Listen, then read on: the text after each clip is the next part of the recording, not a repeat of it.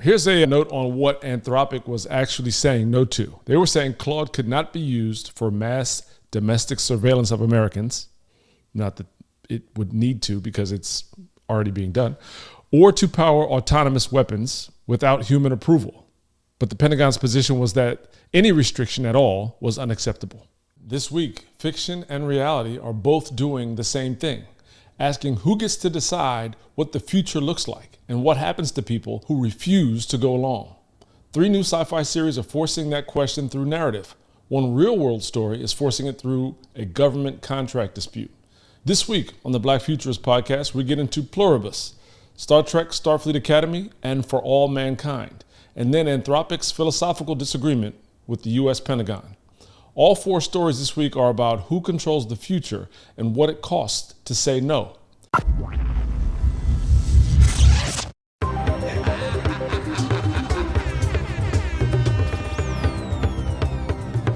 The Black Futurist. That's one small step for man. Okay. Pluribus is a post-apocalyptic sci-fi series created by Vince Gilligan for Apple TV+, following novelist Carol Sturka, one of only a handful of people immune to an alien virus that transforms the rest of humanity into a peaceful, content hive mind that seeks to assimilate her. The mechanism is hard sci-fi. Astronomers decode a signal from 600 light years away, revealing an RNA blueprint. A lab leak starts the joining, and the world becomes unfailingly, eerily nice to all but 13 people. Episode 1 is called We Is Us. An astronomer's discovery turns the planet upside down. Carol Sturka is a curmudgeonly novelist, is terrified by the strange new world. The title itself, the first clue. Grammar has already collapsed into collective identity. From one, many. Today on the Black Futurist Podcast, we have my great friends, Dr. Maurice Dolberry and Ted Cummings, author of Slumber and other stuff that he likes to write here and there. Welcome aboard, guys. Thank you. I think. Hey, man, it's been a minute. Have you all watched Slumber? It's been a Have you what? Pluribus. Have you watched Pluribus? My bad. Yes. But that was a prophetic question. I'm hoping No, it that actually this was Slumber at some prophetic. point. Because he said, Absolutely. I said, have you watched Slumber? Because he's been in my freaking text messages for the last 12 days, every day asking me to get him in touch with Ava DuVernay so she can read his book. So she has yet to produce the Slumber series, but she will when she sees this. Ava is such an incredible storyteller, man. Brother, this would be a home run. Why do you say it would be a home run? Why wouldn't it be a triple? No, it would be a home run because Ava has not yet done, to my knowledge, science fiction. And the Slumber series is a very easy entry into science fiction. It's not hardcore sci-fi all up front. It gets there after a while, but it's really a story about people and really a story about peoples, like people groups, which is her forte. Like she tells an incredible story about Black people in a way it's just very deeply moving and also very very touching at the heart level, and that's what my story is, right? Or certainly what it could be for someone who's skilled in fiction. That's why I thought it was important to have you on this episode and this segment in particular to talk about the parallels between your book and Pluribus, which both, Ted, did you watch Pluribus? I haven't, but I feel like I have, man. That sounds a lot like the Body Snatchers story from the 70s. You remember that? What a great call out. It is definitely in the ilk of Body Snatchers and They Live, V. Yeah. It's definitely all those things, for sure. Yeah, I mean, it's very much giving, what was the Star Wars crew, the cyborgs, right? The Collective, I think it's what it was called. Oh my God, is he talking about the Borg in Star The Trek? Borg, yeah. I mean, yeah, the Borg, right? In terms of out of many one, and everybody has the hive mindset, and you know, there's no individualism, and you get literally physically and mentally and emotionally connected to the central whatever it is, and everybody conducts them, you know.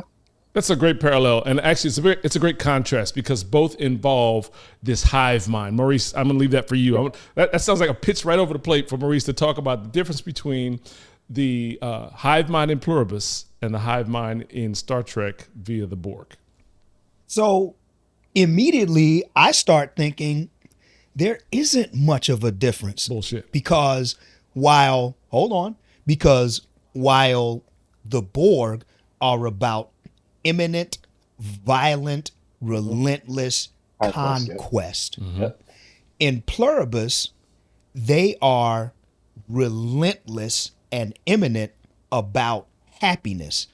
The only difference is in the emotion. But I would argue that both of them, resistance is futile, is the bottom line. Right. You will either be happy or you will be conquered. Pluribus, Borg, but you have no choice, and it is going to happen whether you like it or not. There's a key difference. I have to start. The Borg is going to take you, like the body snatchers. They are going to violently co-opt you versus what are we calling the we, us in the universe of Pluribus. It's just, one consciousness, and we are asking you to join. We would like you to join. Yeah, but is it a soft ask? Like, here's the thing, man. Conquest, control is always control, regardless of join up. Right? At the end of the day, it's control. And what's interesting, and we see some parallels with colonialism, right? Because there were two ways to get to control. One was religion. Hey, come get you some of this white Jesus. He's gonna save your life and make all things better. That's the nice. It's actually the more insidious ask, but it's presented as the nice ask versus, hey, we also had these muskets and this gunpowder, and these bullets. So you can either get this here Bible or you can get this here gun. But that's what the control of colonialism, frankly, was and is. I don't know that religion gets pushed as much. It's just straight up AR, military style weapons and bombs and things. All right, so Maurice, let's do like almost a play-by-play on episode 1, just because Ted hasn't seen it. He needs to have seen it. His book definitely has similar themes, maybe some contrasting themes, but I think it's important for folks listening to just give a little bit about the actual episode 1 of Pluribus. You want to go? Let me jump right into my blackety black shit. So, Pluribus is a parallel and a congruent settler colonial project in which an invasive entity, we'll call it, because so the vector is really unique.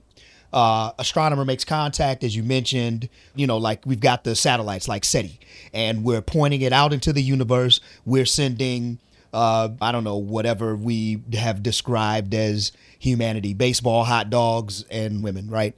And so what we get back is this code, right? Like finally, humanity hears this code. And so this code, it takes them a long time. Then they figure out it's RNA. Oh, this is genetic. And so I would have stopped right there. I would have stopped right there. There would have been no way I was going to build the RNA sequence that was sent to me from 600 light years away. Zero. It's like, hey, here are plans for this fusion reaction. Why don't you build this fusion reaction? Right. Sight unseen. You don't know who this came from, but build this fusion reaction that's going to happen potentially extremely violently and do it right here in your living room.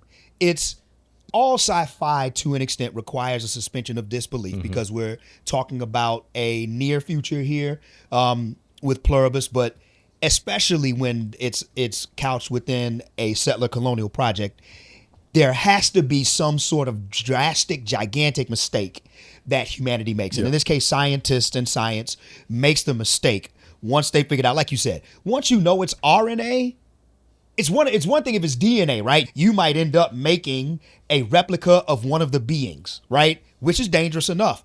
But RNA, that's the transcription joint, bro. That's the joint that makes the copies. And so, of course, calamity, in my opinion, or it depends. This is the core tension of Pluribus and what you, to your point, be about the difference between the Borg and this hive mind collective in Pluribus. I think that the connective tissue is the fact that you actually have no will.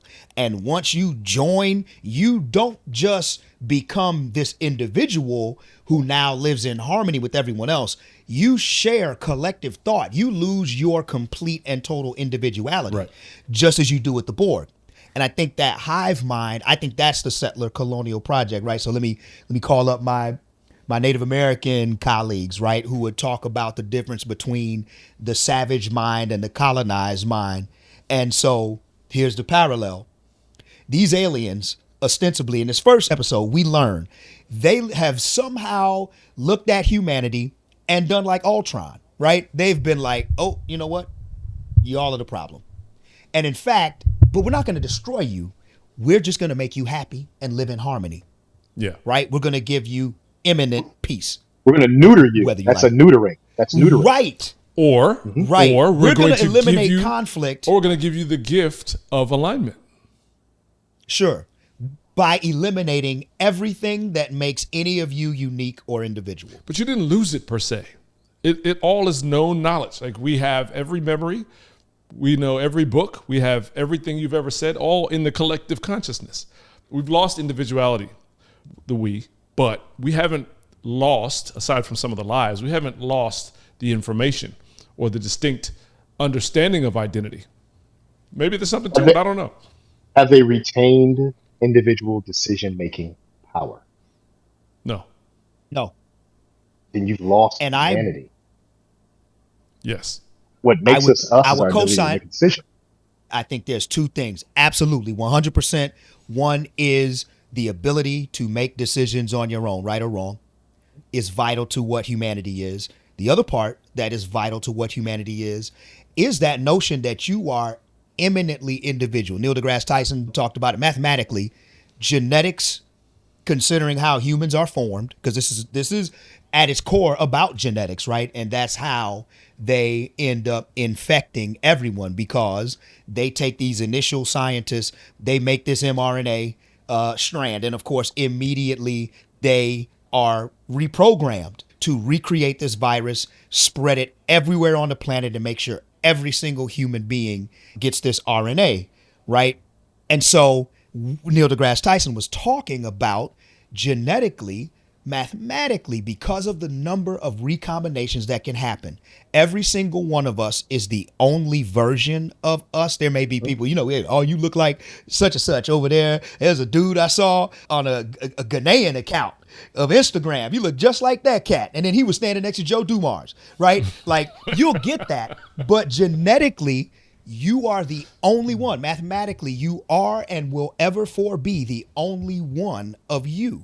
And so that's a core element of humanity. And I would also argue one core element of humanity is, let me compound it, right? It's the notion that you can be wrong and grow.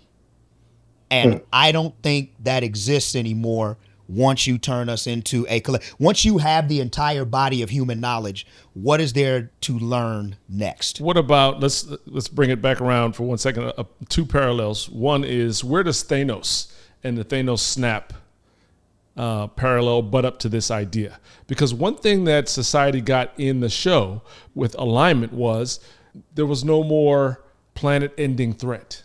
It was like, oh, all our resources are now way more abundant. We're aligned. We're efficient as hell. And we no longer have the need to worry about planet-ending species and the ending issues.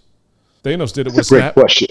That's a great question. So in the model of this series of essentially the removal of and the neutering of human will, right? Then we can control humans and prevent humanity's slide into self-destruction and planetary destruction, which we see it right now. We're headlong into that, right? Mm-hmm.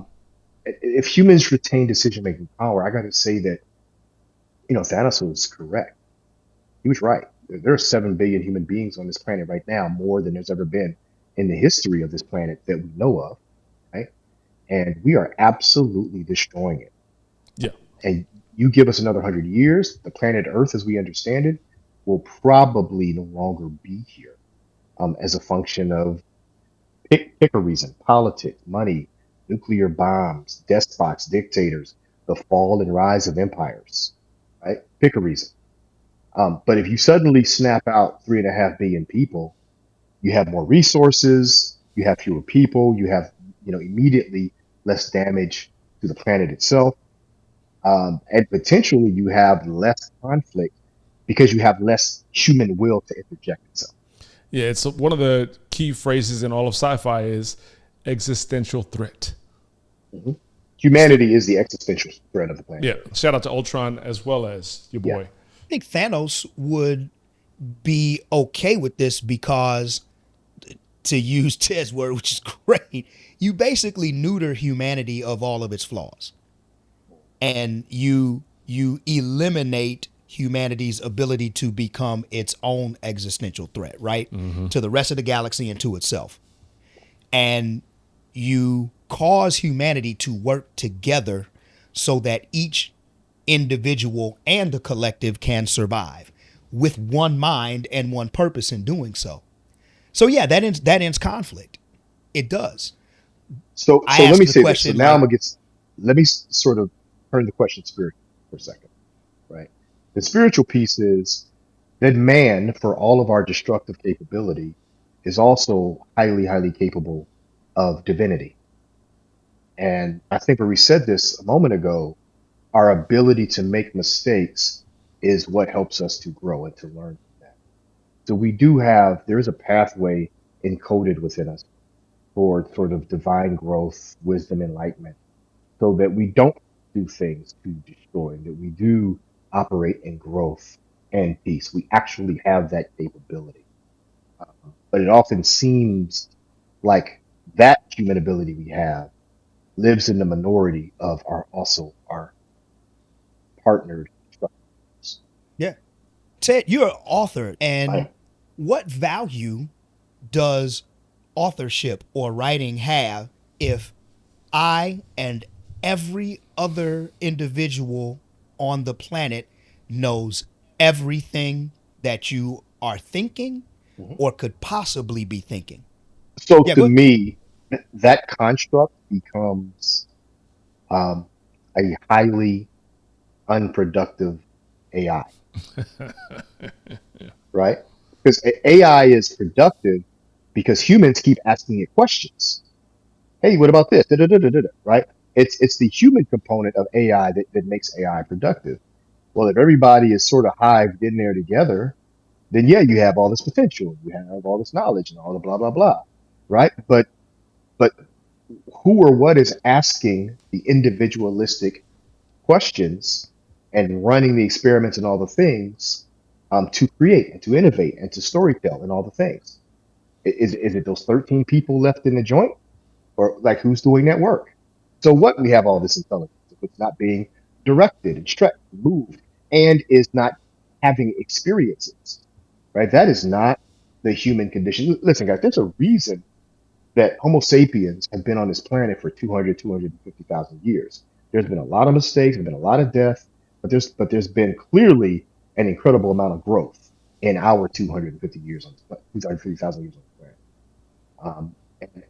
And that gets back to me to the divinity of mankind and what we're capable of. Like, we didn't not survive. Like, we survived it. We've been here. There's a mechanics around how and why that happened. That's our humanity too.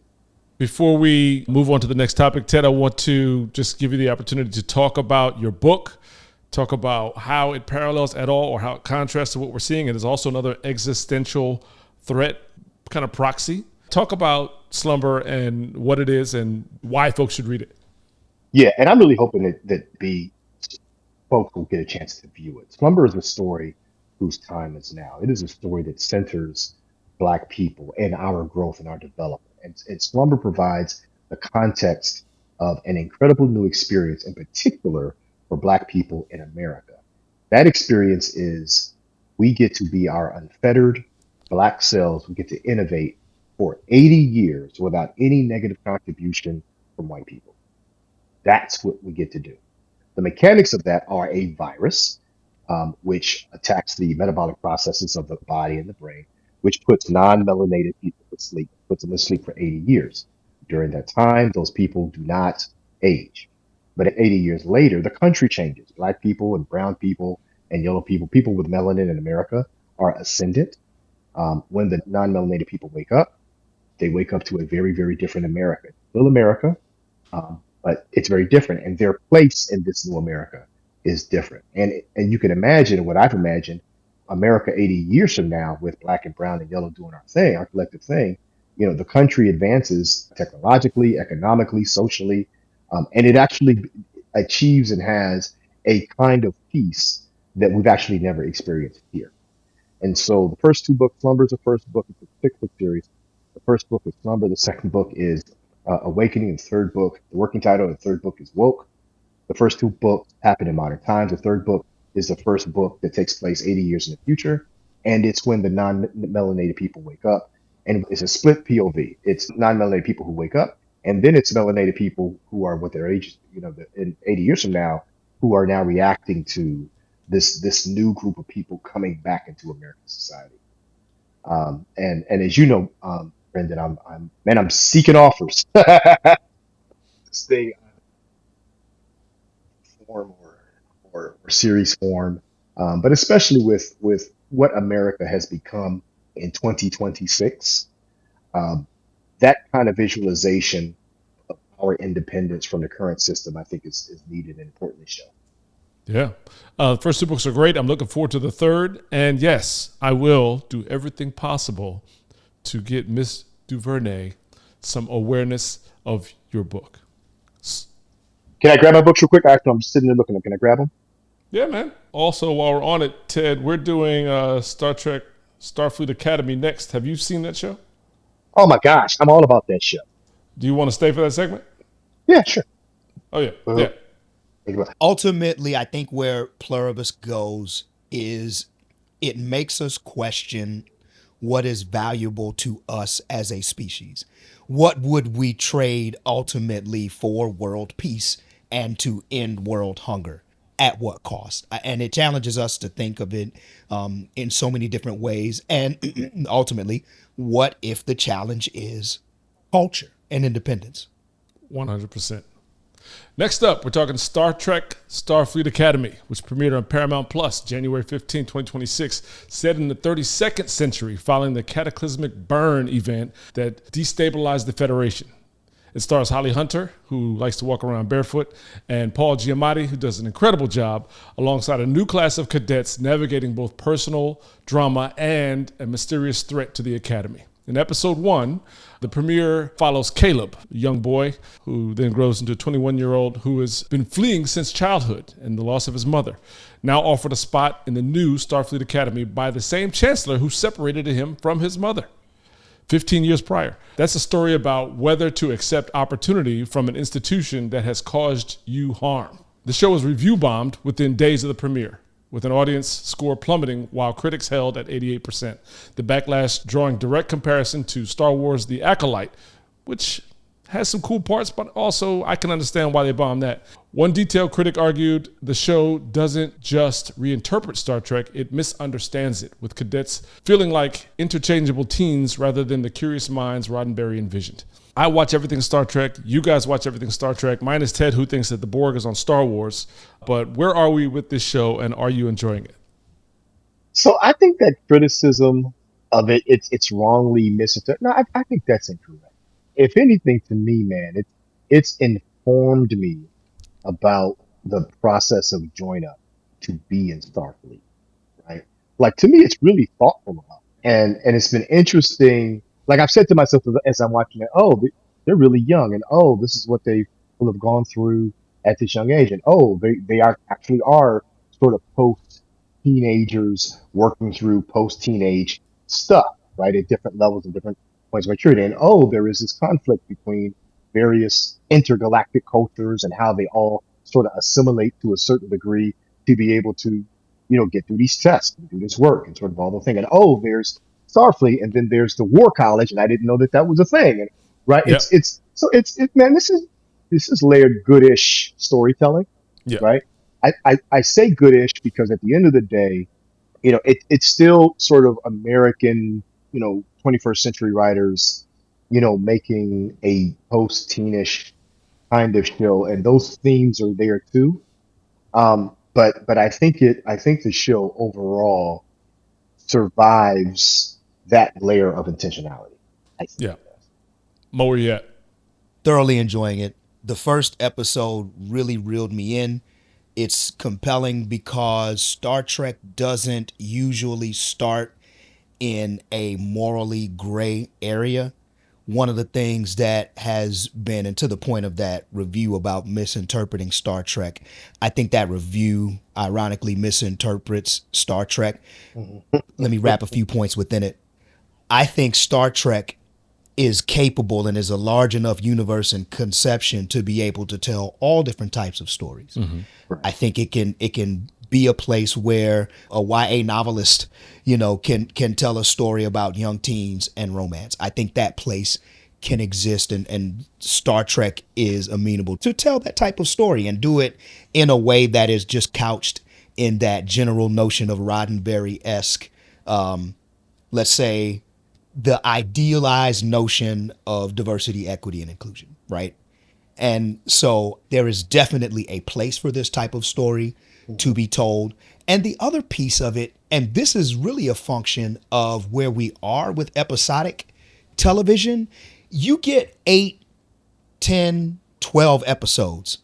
If you were to go back to The Next Generation and tell me who Jean-Luc Picard was after the first 8 episodes of The Next Generation, man, they spent 2 years floundering in terms of how to tell that story and who those characters were. That's right. So it takes time for the writers, and Ted, I'll definitely look to your expertise as someone who is writing books and characters in a series.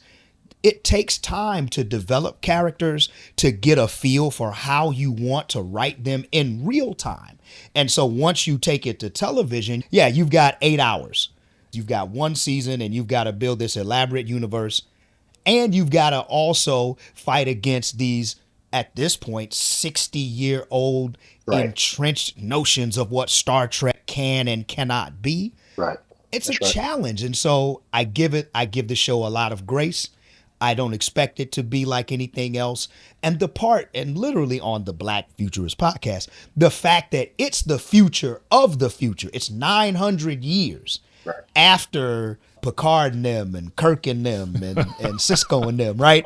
So, and you've had this drastic, this catastrophic, galaxy-changing event that, you get a chance to kind of reset the story as well. So I'm giving the show a lot of grace. I enjoyed the first episode and am enjoying, if we can stay with the first episode or we could, kind of like, okay, actually we're in episode 8 in real time. But I'm okay with seeing where the show wants to go. I like the classic Star Trek. There's the Pinocchio character because you have the Mr. Spock and his humanity, and then you have Data and his humanity, and then you have the Doctor and his humanity, and now you've got Sam and her, they humanity, and how they traverse humanity as someone who is not human or not fully human, and how they navigate those spaces. You've got the challenged warrior in the Klingon character, but with the overlay of this drastic event that has changed the entire paradigm for what it means to be Klingon and the notion of Klingons as a species and as a collaborative. Yeah, can I talk before you get specifics into the whole damn every character list? Can I give an overview as well? Oh, golly, man, I'm here too. Stay with me. Keep up. You brought it up, bro. This is interesting stuff. And Maurice didn't even say anything about the fact that the Klingon, is gay. Like, which Roddenberry wasn't thinking about that 60 years ago. All right. Go ahead. I personally think it's among the best Star Trek I've seen, and I've seen all of it. Yeah, because you do. I've seen all of it. What they've done really well was they have the power to and have clearly tested what has played well in every other Star Trek series and brought all of that into one. Why was Deep Space Nine so great? Because they were no longer exploring through the galaxy. There was a stationary station. You can have recurring characters forming long-term relationships with pop in and pop out here and there, but we didn't have to jump to the African planet and then to the Sea People planet. We could tell enduring storylines. That's number one. And they did that here by giving themselves the power to, like Deep Space Nine, be stationary and travel at will, giving themselves full capability. That's awesome. Two, a lot of it reminds me of what we've seen and liked in Lower Decks. This is very much like that. There's also characters in there in the background that we've seen in Prodigy. There's just so much fan service going on that I find it to be well tested, well vetted. Like, it's almost like they took a great AI model and said, here's everything that they ever said about us that they loved. Give us the framework for writing a new show that they'll also like. And so there's way more things that I like about the show than there's things that I don't like. And like you said, to your point, Mo, it's early. It's super early. So yeah, those are my notes on the overall show. So I'll dovetail, man, around this idea of character development. Here's the truth about that. And I think it's even more true in visual media. And I'm saying as a writer, producer, you don't know who a character is until the character tells you. Until the character what? Until the character tells you who they are. Mm. You don't know who this person is. You go in with a construct, but the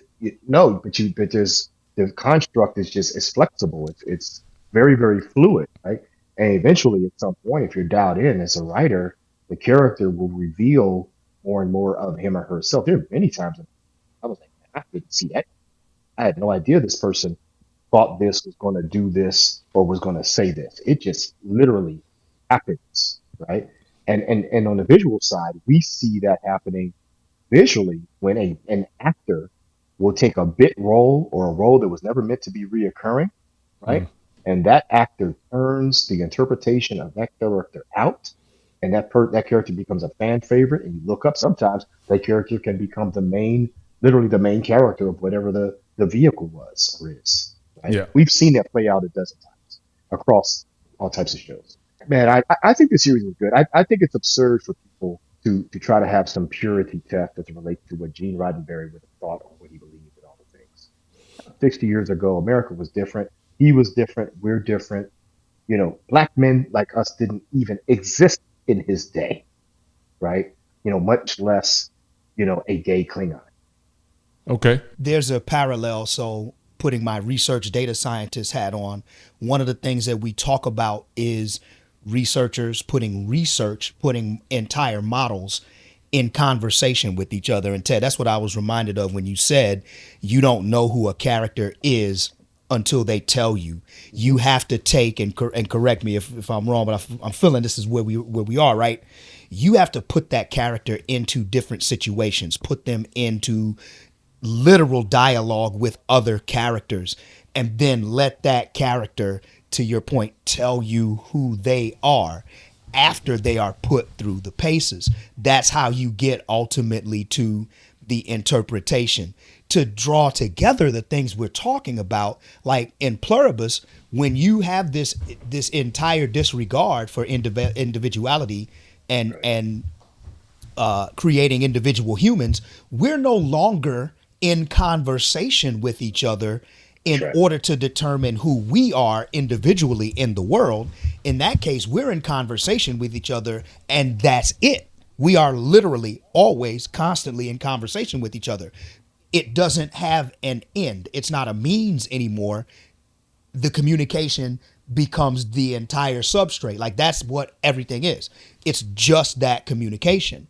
And so, again, to that same point, we got to let these characters breathe. We got to let them interact with more people. The Jean-Luc Picard, in the first 2 seasons of The Next Generation is on a different planet from the Jean-Luc Picard after The Inner Light.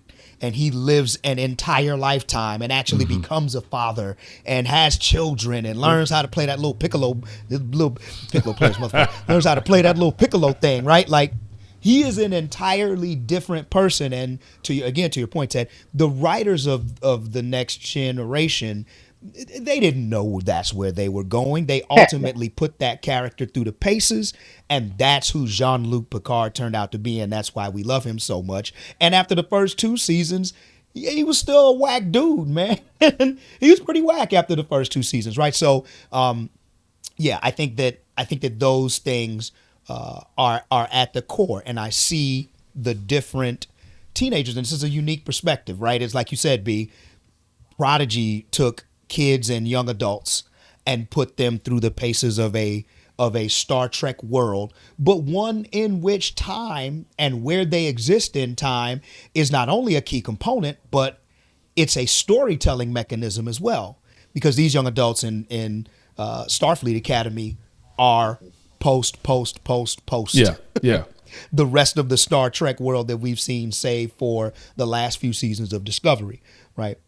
The issue I have, if I'm going to call out a couple issues, one of my core issues with this show is that if you go back to previous Star Trek shows, there was a possibility that you could be a descendant of Bryndan Moore and end up on a starship in the future. And this show, there does not exist a character that could be from the descendant of a black couple from Earth. It doesn't exist, right? You got to be a half alien. You got to have prosthetics on. There's not a black character. Like Will Riker's dad lived in Alaska. Jean-Luc Picard and his brother lived in France. And here they are all those years later in space, right? Geordi's from the freaking moon. Uhura's from Africa. Where are the brothers from Cleveland?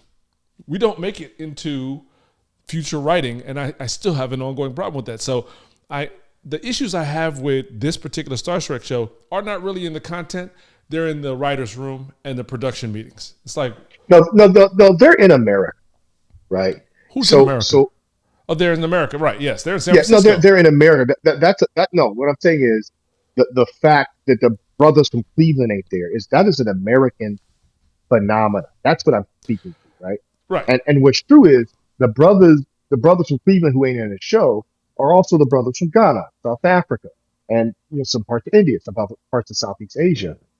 Which is to say that we are actually the majority of all human beings on the planet. So how is it then that it's just a bunch of Chads and Brads? Now you have a better shot of being from South Africa and getting on this show than you have from being from Oakland and getting into the Academy, which is the town next door. That's the part. Like you could get in it. You could be from Ghana and be in Starfleet Academy. You can't be from Oakland. Well, brother, listen. We get written out the future of the future all of the time. 95% of the shows, except the one errant brother who happens to be a mechanic on the starship. That's true. Right. It's true. Right. And that happening is a very American happening. It's not the truth, because obviously for the majority, if there's anybody's going to survive and go into the future like that, it's going to be people of color, right? But that's not, man. Listen, man. When we see that, that's that American inherent implicit bias folding itself into what is already implausible storytelling. And I agree, and this is my opportunity to call it out. It was our very first episode of the Black Futurist Podcast where we talked about, does science fiction have a black male problem? And the answer is still yes, period. I'd like my great-great-grandkids to be from New Jersey or somewhere in the Eastern Seaboard and make it to the future and be able to talk back about their great-great-great-great-granddad and all his stories, blah, blah, blah. That just is a phenomenon that keeps on repeating itself. I disagree, man. I don't think it has a black male problem. I think it has a white, right? Because the people making these decisions are overwhelmingly white men. And when you look at their birth rates, on a per annual basis, more white men are dying than are being born, which necessitates the fact that they will eventually become the numerical minority. And there's just a mathematical impossibility that they'll be overrepresented in a futuristic context the way that we see on these television programs. I would love it if white men would engage with the reality of that and figure that sort of out within their group, because there are reasons why that's happening. There's a reason why white males are the number one suicide risk in America. There are reasons for that. Why is there no discussion and engagement around that? And then why is there this over engagement, the presence of white men everywhere in American society, including the screens, Mm. right? Why is that the case? And to the obvious diminishment of women and people of color. Why is that the case? Mm. I'm gonna push back a bit. My man. And in Starfleet Academy, correct me if I'm wrong, but I don't believe there's the head of the war college. Mhm. But in terms of centrality, white men are not centered. He is the only white male character, like if you got the brother from Cleveland, all right, so the white dude from Columbus. There's only one in the entire show. And if we're speaking, Okay, take beyond gender just the out. person. You got Tilly, you got the doctor. There's several tertiary characters. They exist. Yeah, they're definitely. Well, I don't let's- exist in the show. Let's hold them. Let's I don't hold see- them up I to don't the see same any- standard. I don't see any brothers except for the one light skinned, clearly biracial brother who He's Hispanic. whatever. That dude, we try to say he's Dominican, black. Right? Like most sons, same thing. He clearly has some African roots in it. That boy look like he could be your son. Don't do that. I'm just saying, bro. Continue on. I want to push. Yeah, because you are the father of two orange motherfuckers yourself. So, look in that glass ass house that you sitting in. Hey, leave my little black skin alone. I know Dominican, I black. Hey man, this ain't how we do it in my household. Look, I think Starfleet Academy decentralizes white men. Okay. In terms of who is on the camera. If you were to at some point say, okay, let's count by screen time. I think by screen time, the number of just regular white dude who is on the screen is minimal. It pales in comparison to everyone else. And to hold them to the same standard, right? Like you said, it's a prosthetic. The doctor is not a white dude. The doctor isn't even a dude. I meant the doctor is female, a white actor. female doctor. The female doctor. Yeah, the white lady female doctor who's a American comedian. Oh yeah, She's yeah. an engineer. Yeah, You're talking yeah. about She's an engineer. Notaro. She's an engineer. Yeah. She's engineer. Yeah, she's she's an engineer, the right? wife of But- the black Klingon lady who's also a comedian. There you go. Yeah. Right. Holding that to your same standard, B. This is a queer white woman. It's not just regular ass white woman. No, but right? she's from So, she's from Earth. sure. She's from America Sure. per se. I'm just saying. Yeah, You're arguing against your own well-being here. Your son's great-great-great-grandson is not represented Correct. in the space age writing in most sci-fi. Correct. So look, are we going to talk beyond the first episode? I don't remember seeing no brothers up in there, man. Because here's the other side of it. The other side is, while there is a 100% value, it's why it was the first episode of the Black Futurist. It continues to be a problem. Black folks, the brother from Cleveland, in front of the camera. There you go. Thank you. At the same time, and this is what you brought up, Ted, in terms of who is writing the story. Because with Starfleet Academy in particular, we end up getting an episode that is not just written, but it's written, it's directed, it's primarily acted by folks who are Black Americans. Talking about Lower Decks, Tawny Newsome, who is a Black woman from Cleveland, and whose mom is the captain of a ship who is a sister from Cleveland. True. In Lower Decks. Yep. And so now you get her in real life. Good call out. She's playing a Trill, but that entire show is dedicated to Sam, who is played by a sister from Cleveland. Now, that's not the character. The character is a hologram. Thank you. For sure. Let's not conflate. But I'm not conflating. I'm drawing two congruencies, because while, yes, there is an importance to having the brother from Cleveland, an African American representation in front of the camera, it is equally important in terms of who is telling the story. It is an inherent reason why a series like Ted Cummings' Slumber series is so important. Yes, there's Black characters in the book, but it's being told from the perspective of a Black person.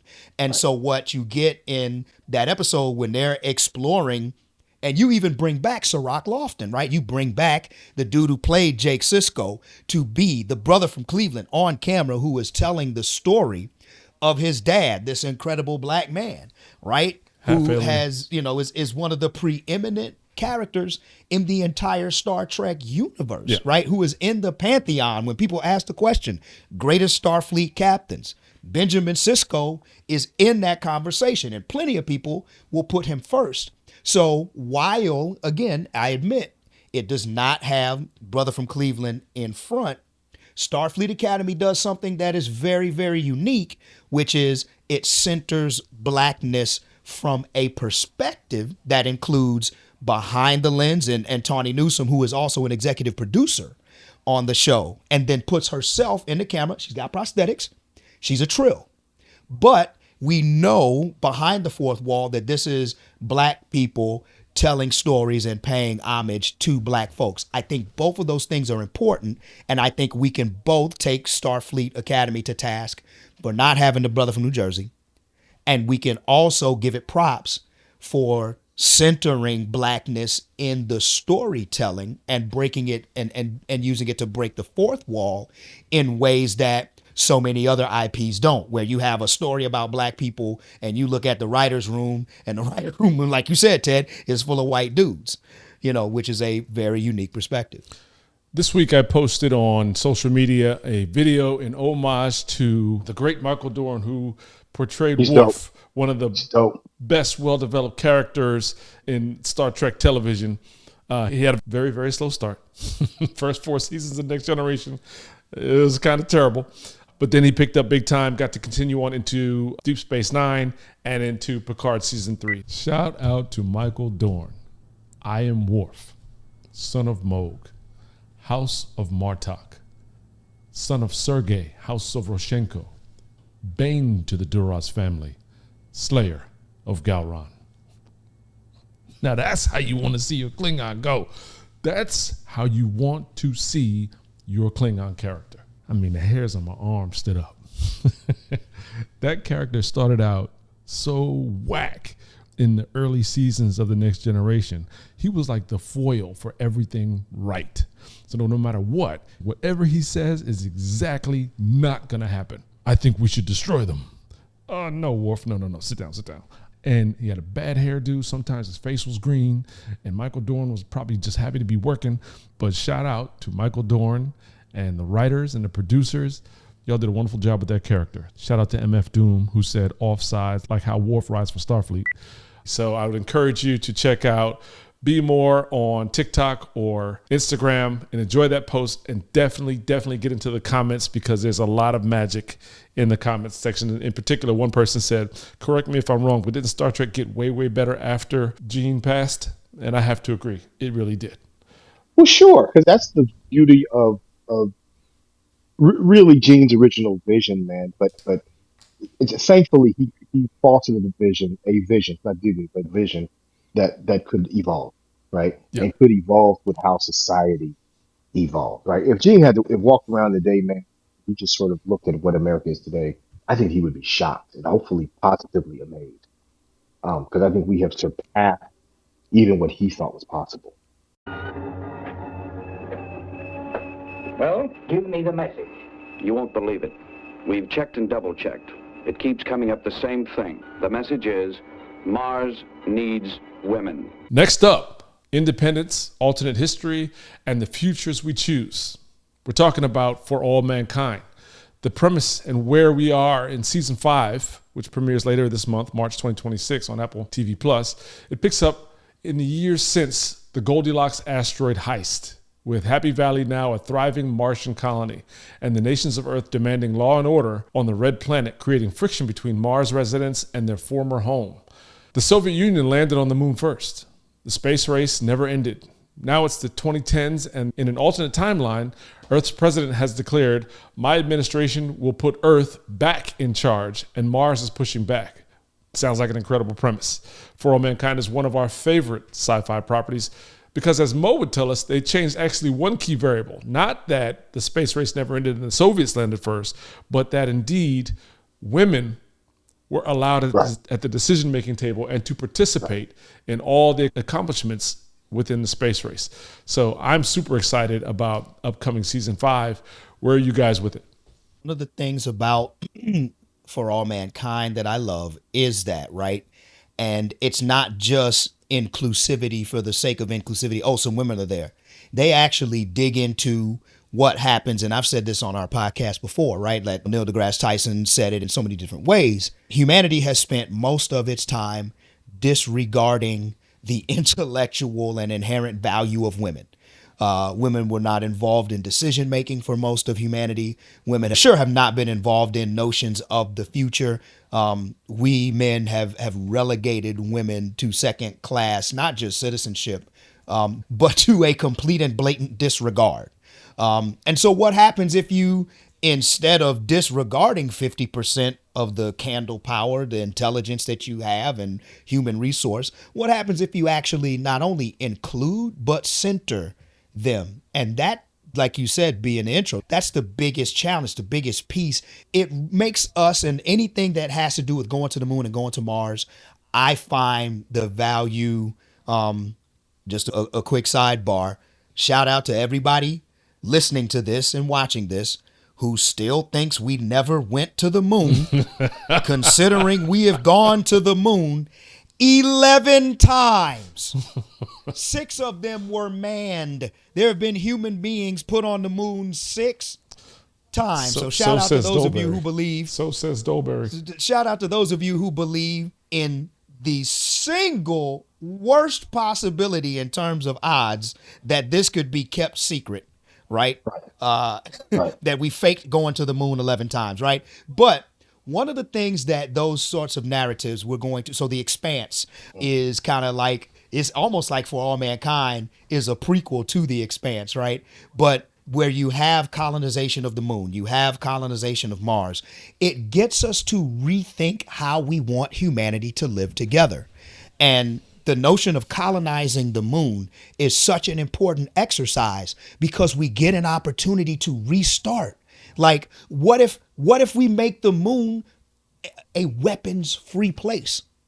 What if we do not create countries on the moon, right? Like, there's so many different ways that we can think, about how we want life and human beings in particular to work with each other. And so the offer of Mars in For All Mankind and the heist of the Goldilocks asteroid that ostensibly ends the need for money on planet Earth, right? It can eliminate all economic strife. So once you do that, right? So there's no economic strife.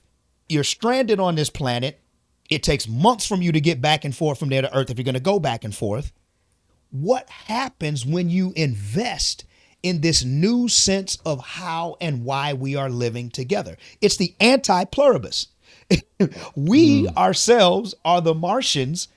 And instead of saying we're going to completely reprogram your DNA because you humans are the problem, instead it allows us to completely rethink and say, man, if we had to start over again and we could eliminate settler colonialism as a concept, what would we do different in terms of how humanity is going to live together? And I love those two things For All Mankind. Most interesting.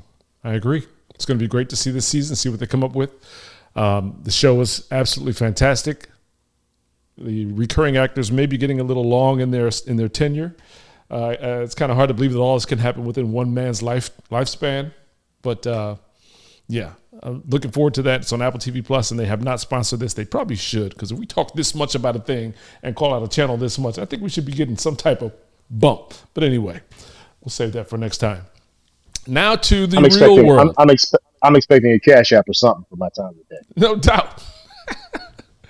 We've talked a lot about fiction here, and we've got fiction author Ted Cummings with us. We've got Dr. Maurice Dolberry. What should I say, D-Bray? Because you don't really post on social media anymore. What are we calling you now? Educator? I'm an educator. Okay, yeah, and a new dad at 50-something. But we're gonna keep going bro, with that. Congratulations. Congratulations. With the question mark. Congratulations, brother. That's the perfect. You said it right the first time. He had a full head of hair 6 months ago. Listen, Exactly. And a black the beard. older dads, like I respect the older dads, man. My youngest, 22 as of right now, and graduates from Howard soon. And my next big thing with any child is to walk her down the aisle. It's literally my next big contribution, Hmm. and then I'm good. Some Next time I grandkid time. walk Next time I walk my children down the aisle, I will be snatching them by the hand so that they don't grab every toy in it as we try to exit the local convenience store. That's so wild. Mine are two, man. So 2-year-old twins. It's incredible. I love it. And can you believe he did not name them Luke or Leia? Did not. It's wild, son. Did not, because they are black and Mexican. One has an old black man name and one has a old Spanish lady name. Mm. So we got Gary and Araceli. Got it. So Beautiful. Bring it to real time, real world. What do we call this? Are we on Earth 1? What is it? Earth 0? Where are we at? Earth Prime. Okay, that's really That's so like, arrogant. That's all of that. It is quite. The It's hubris is high on that It's one. so simple. That's so crazy. How do we center ourselves? It's so simple. On Earth, which the entire universe centers around, we kind of sit still in space. Then the whole universe just spins around us. And to even consider that there's another brother walking around in the multiverse, or several brothers anywhere near like a brother such as myself. That's hard to think about. Xfinity is working literally right now in our neighborhood to upgrade. So they keep sending text messages about stuff they're doing. What's pretty cool. Easy fiber. Yeah, I don't care. Capitalism demands that your internet service will not get cheaper. You'll just get more for the same money. So, bringing it to modern day, we're talking about a real life story here on Earth Prime. The AI that said no. Anthropic, the Pentagon, and the most important tech story so far of 2026. That's just nuts. I mean, the demand is nuts. The reply to the demand is nuts. It's all nuts. Yeah. Well, tell the story. What happened, Ted? Well, Hegseth and his boy Trump, told Claude AI, Anthropic, give us the inner workings and keys to your AI so that we can kill some people remotely, right? I think is how that went. And Anthropic said, yeah, we're not going to do that. We're not doing that. We don't care what you cut off. First of all, I didn't know that we could use AI yet to kill anything. Just kill them. And certainly not remotely. That didn't even occur to me yet. I thought we were at least 25 years away from that happening. And Shout out to Whopper from War Games and whatever Avengers movie that was, where they were targeting everybody with the 3 hovercrafts. Which one was that? Was that Winter Soldier? You target everybody who will be a threat, like Minority Report. The precogs will tell us that you might one day steal something from the convenience store, little Gary, but your dad might not be able to grab your hand fast enough to stop you, so we're going to go ahead and stun you first before you even do it. In every movie we've ever seen, this is a very bad thing to do. Whopper was not great. Giving AI, which is still a very young technology, the ability to not just simulate, but to actually hit the button sounds kind of wild to me. Where does that exist in your cognitions of capitalism, though? Was the company supposed to say yes? Get the contract? Take the profit? Well, so here's what we know.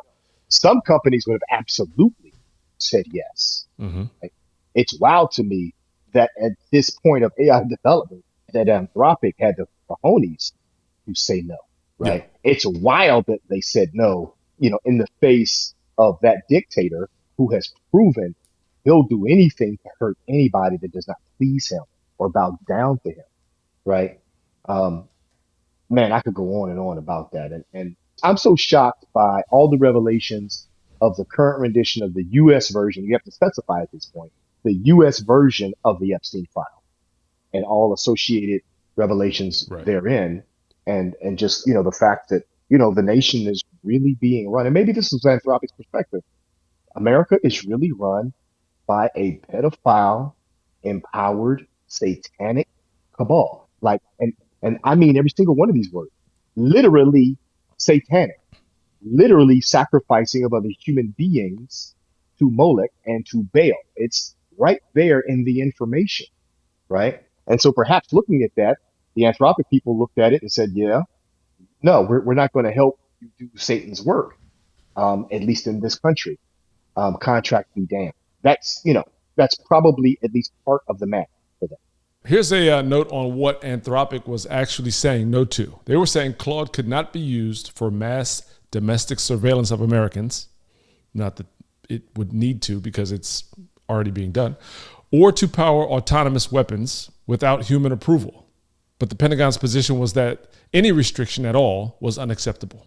I know how AI works at a macro level and maybe some below, right? So clearly we're not talking about the version of Claude that you or I have trained, asking it to write the response to my boss's CC about the meeting on Thursday. You know, there's an edge install probably on premises that they're training with all the military doctrine that's ever been, all of the political doctrine that's ever been, and clear information about what our capabilities are and what our objectives are. So we're actually talking about a new standalone AI that has the power to learn, that has been taught to learn. Yeah, we call that Skynet. Yes. Ultron. Before we cast either one of these companies, ChatGPT or Anthropic, in an angelic light, there's a detail that Claude was already there. Claude had been operating inside classified military networks through Palantir since 2024 and deployed at the National Nuclear Laboratories and used for intelligence analysis. It may have been active during the U.S. Special Operation raid that captured Venezuelan President Maduro in January. And the dispute was never about whether to deploy AI. It was about what AI was allowed to refuse to do. I think recently also the Anthropic CEO resigned because of his concerns about where his former company was headed. So there's a whole lot that we discussed in this episode. The future is being negotiated right now. And I don't know what power the individual has anymore. I think the Trump presidency, Trump will definitely be seen in retrospect as the AI president. And, you know, to say that anything happens sooner than you expected is really a misnomer around anything involving AI. The decision speed, the ability to digest knowledge, and the amount of investment make fast the doctrine of the day. I see our futures collectively in humanity as running headlong into mutual, self-destruction because of a number of forces. Capitalism being one of the largest, racism, religious bias, and we see strong evidences of these things all the time. And we've now added a layer of what is potentially killer technology from a mass killing perspective, hypersonic missiles and hackings, which threaten to undo, the threat of anybody's society. And so I'm really worried about that. I'm beginning to be big age. I'm starting to see technology less as a solution or solution oriented, and more as quicker, faster, de-evolving and even death for human beings, for all 7 billion of us on the planet. And that sort of keeps me up at night and causes me and informs my writing at this point. Yep. Where can folks find out more about you and your books? You can always reach me through my good friend, Bryndan Moore. My books are on Amazon. Slumber's on Amazon. Awakening is on Amazon. And hopefully a movie and or a series will be on Amazon Prime or Netflix or something like that in the next 12 to 24 months or so. Keep your fingers crossed. Thanks for joining us. Y'all take care. My pleasure. Appreciate you. That was it, gentlemen. This is the Black Futurist Podcast. Great job. Thank you. All right, brothers. Peace.